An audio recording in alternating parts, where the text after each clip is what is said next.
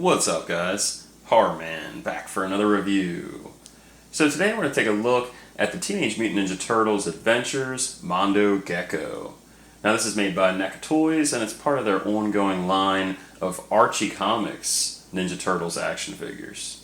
So taking a look at the top left, it just says NECA Adventure Series issue 5 instead of Archie Adventure Series number 18, which is Mondo's first appearance. And that issue 5 just signifies the 5th figure in this NECA Archie Comics action figure line. You also get the Nickelodeon logo at the top right. You just see Mondo Gecko with a cool like skull and crossbones in the center with the Teenage Mutant Ninja Turtles Adventures logo. Really cool picture of Mondo. I really like the artwork. Over to the side, you do get the NECA logo at the top right and some really cool artwork of Mondo Gecko with his microphone and his classic t-shirt. Over to the other side, you get this really large picture of Mondo, which looks really cool and very retro. Just love the style of this artwork. Over to the back, you get some awesome pictures of the figure itself, showcasing some of the different accessories and interchangeable parts. And it also says there's more to come with some different characters on the bottom with the NECA logo and Nickelodeon logo. Taking a look at the top, you just get the classic logo for Ninja Turtles Adventures, says Eastman and Laird, Nickelodeon logo. On the bottom, you get the people that are responsible for the figure itself with the UPC and all the different credits. Special shout out to Tomas, which I know sculpted this, did a great job. Ken Mitchroney also, which did the original Archie Comics art. He also did the different illustrations on here, which I think he did a fantastic job. Especially love this shot on the side and the front, just very classic Mondo Gecko. This version was kind of like a combination of the cartoon and the toy. It just had like some of the best things about the character kind of mixed into this one design. So just because of that, I've really loved this character, and I really like the pre-mutated version of him as well. So he's just a really cool, likable, and relatable character, especially if you're a metalhead. So let's go ahead and get this out of the packaging, and we'll start by taking a look at that head sculpt. Real quick before we get to the figure, you do get a really cool backdrop that's in the packaging, and it's basically going to be that classic art style Ken Mitchroney, which is, you know, Archie Comics. It is that comic print, so it kind of has like this interesting look to it. Alright, so taking a look at the head sculpt here, I think they've done a fantastic job with this figure. I just really love the look here. He's definitely got a bit of like a stoner look with his eyelids pretty far down there. He's got the hair coming through right in the center of his eyes, which is definitely accurate. I like the little kind of bumps that are drawn on his like snout. And what really separates this one from the other versions of the character is these like little kind of lines that go around his mouth. I just really like the way that looks. But the colors really pop. I just really like the expression. The hat looks pretty accurate. But yeah, overall, man, I just really like the look of this one. Just taking a look at the left side of his face, again, you can kind of see that hair is kind of like almost right in his eyes. But just a really cool expression. You can see he's got the big wide open mouth. He's got the braces showing, just the top row of teeth showing on this one. Again, accurate to what he looks like in the comic. And just looking at the right side of his face, again, pretty much the same details. Yeah, I just really love the expression here. You can see that big old tongue, not quite like sticking out, just the way it looks in the comic. I mean, it's just big open mouth with the braces, just awesome, man. And you can see the hair is definitely longer on this version, and just really like the way they sculpted it. And then lastly, here's the back of his head, and again, you can see his hair is definitely longer. And yeah, I just really like the way they sculpted this. It really doesn't limit the movement too much. Now, for as much as I love this head sculpt, it would have been really nice to get a second, you know, alternate expression, or even a hinged jaw like the animated series version. So that's a bit disappointing. Looking at the torso for Mondo, you do have that classic t-shirt, much like the original action figure where he has like the skull, and instead of the crossbones, he has one of the bones going one way, and then he has the skateboard. So really cool shirt, and it's just that yellow, like ripped up shirt. The arms themselves have really good details on them. There is like scales in the sculpt itself, but there's also these little black lines like painted on, and they're strategically painted on. It's not just like everywhere, which is really cool. He doesn't have pinless joints. You don't see a lot of NECA stuff with pinless. And then of course he does have the fingerless gloves. The nails are not painted, which is interesting. He does have elbow pads that match his hat and his shorts, and then you can see he has almost like these like Batman looking spikes like on his forearms, which are really cool. And then he does have a black fingerless glove on one hand and then a red one on the other hand. And you see he has the fingerless glove that's red on his left hand. And of course, all the same details. You can see that we're in the right arm. He's got those like little spikes on his forearm. And then of course he has those little black lines along with the sculpted textures, which looks really cool. And yeah, you don't see anything on the nails themselves, they're just green. And finally down to the lower half of Mondo here, you can see like a little bit of his like stomach showing through that kind of ripped up shirt he's got on.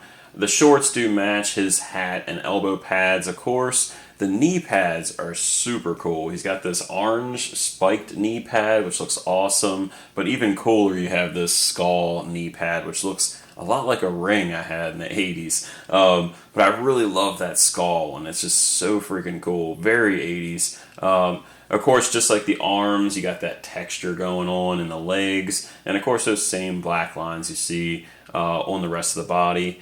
The shoes themselves look pretty good, kind of like a shell top, or like the mix between shell tops and like the Converse All-Stars. You got some laces showing, but just really classic shoes. And here's a quick shot at the tail end of Mondo here. Yes, he does have a tail and it's already attached. Some really nice details in that. You can see the underside of it has tons of different like scale work done, and then of course the same texture you see in the rest of the body, but just really nice. You can see the back of the knee pads and the calves.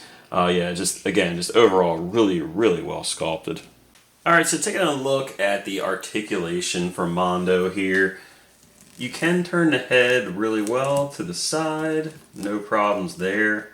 He can look down about that far, look up about that far. The hair starts to get in the way just a little bit. You can also kind of give him some nice like angles, so pretty good articulation there. You can get the arms to go out about that far, so that's pretty good. Nice T-pose. You can rotate at the shoulder right there. Elbows do have that double hinged articulation. You can bend the hands pretty good, in, out, rotate. Yeah, you can flex pretty good. You can move at the waist,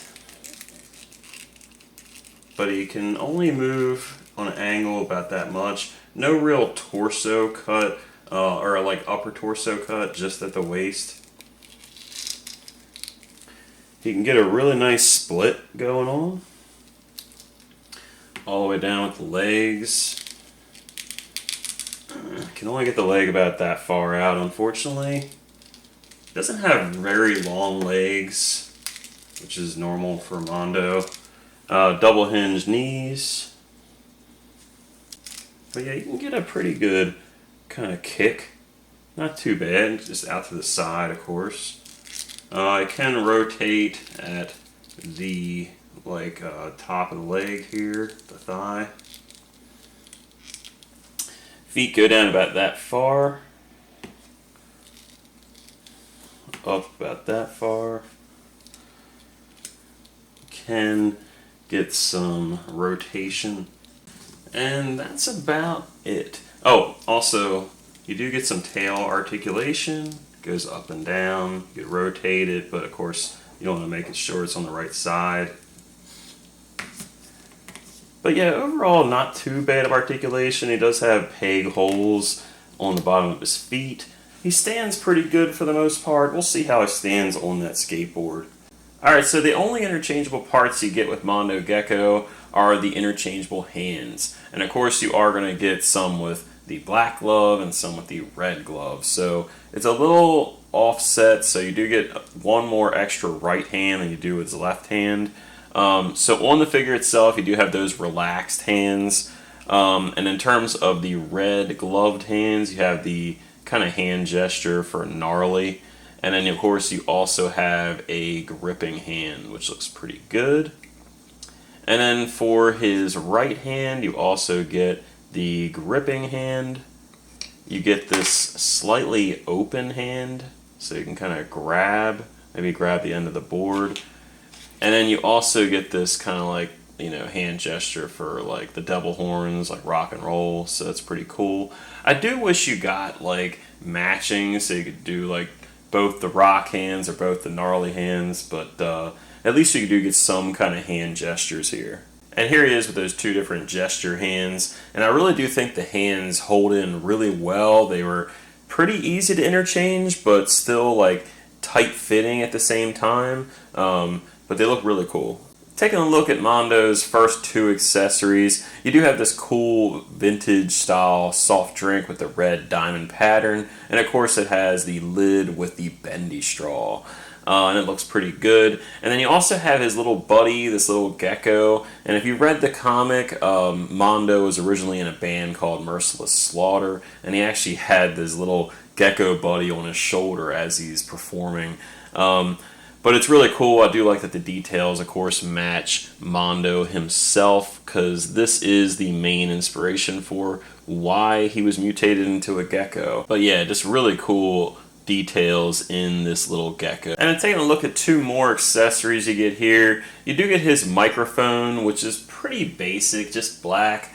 And then you do have his guitar, which has a lot more detail in it. And it's kind of like this aqua color, which is accurate to the comic itself. I like the different tones with like the strings and the frets. They definitely made sure to, not just have a sculpted piece with unpainted detail. They really put some comic details. I love the different line work all around like the edges of the guitar, and then of course the different knobs. So it actually looks really good. My only gripe with these is that you don't get a mic stand with the microphone, and you don't get a strap with the guitar.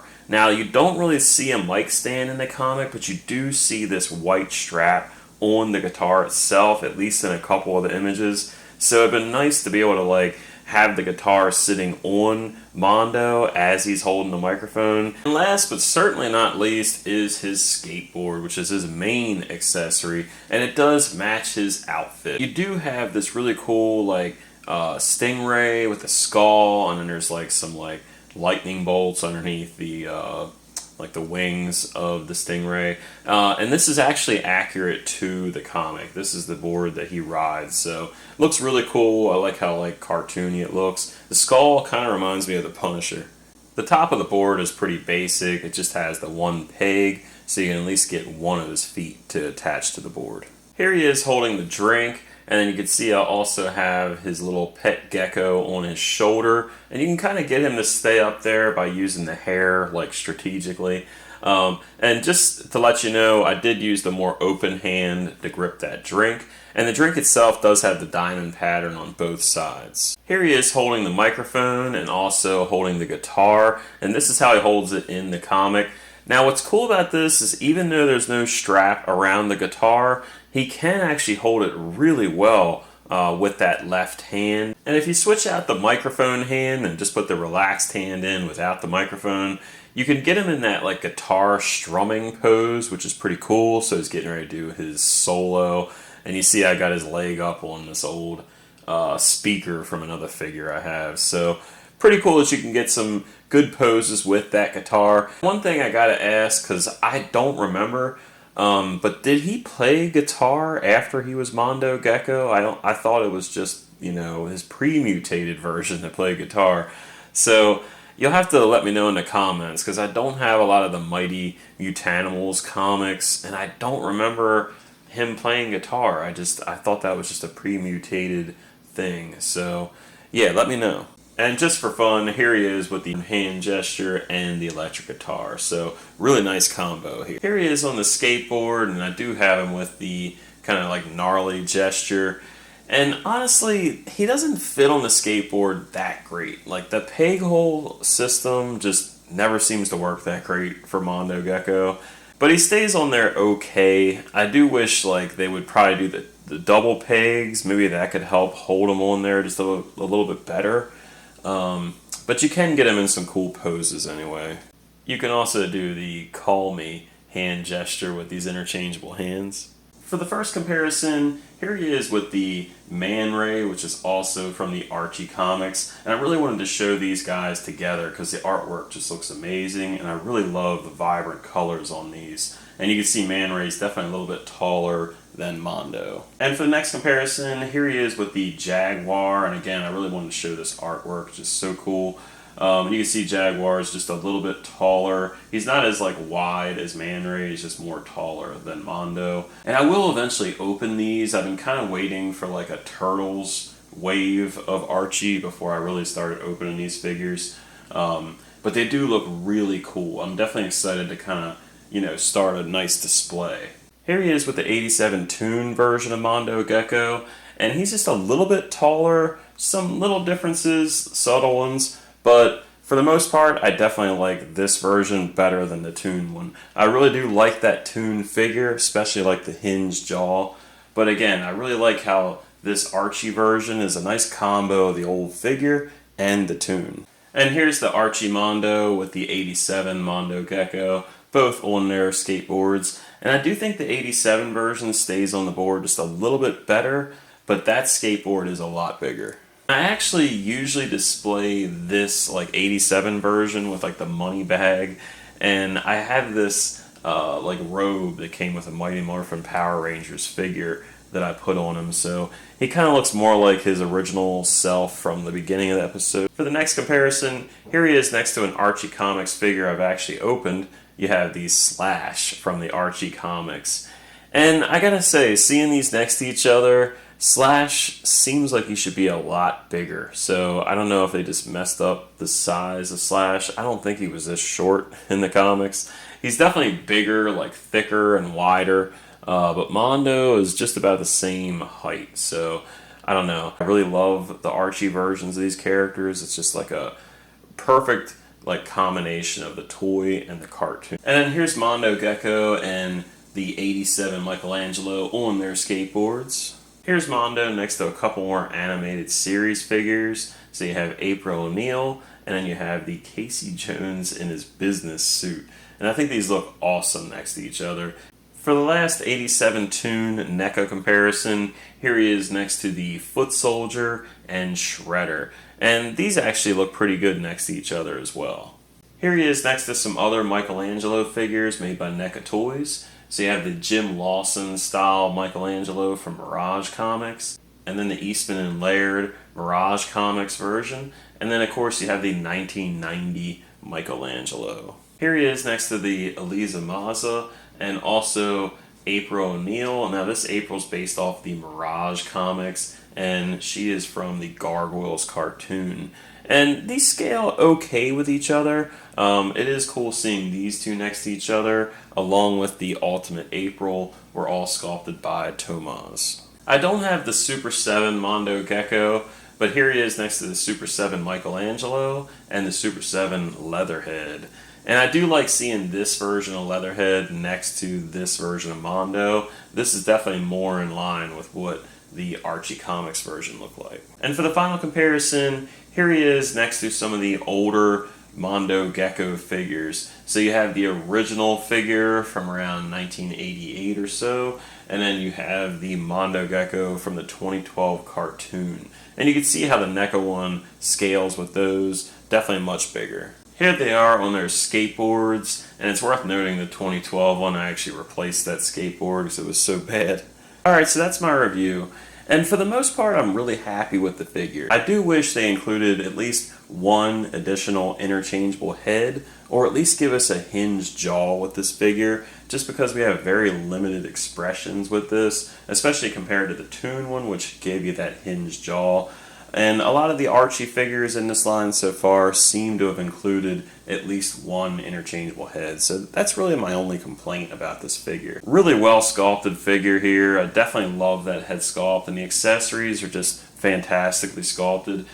Just everything in terms of detail is done really well. So definitely applaud the NECA for, you know, getting the right sculptors to make these figures. Just really great work. Since I do love this version of the character so much, I would love if we can actually get the human version of Mondo. Like, I wish we could have got like the interchangeable parts like you see with the Toon, but I get that you would have to interchange pretty much everything with this figure. But maybe they could do like a human version of Mondo down the road, just because he is such a popular character, and maybe they can add a couple more interchangeable heads for this guy. I'm kind of disappointed again that you only get the one head sculpt. And yeah, man, I mean, it's a long shot, but I would love to see the human version of this guy. He's just so cool. So thanks for watching my review. If you liked the review, go ahead and leave a like. If you have a comment or question, leave that in the comments section below. And please subscribe. Until next time, guys. See ya.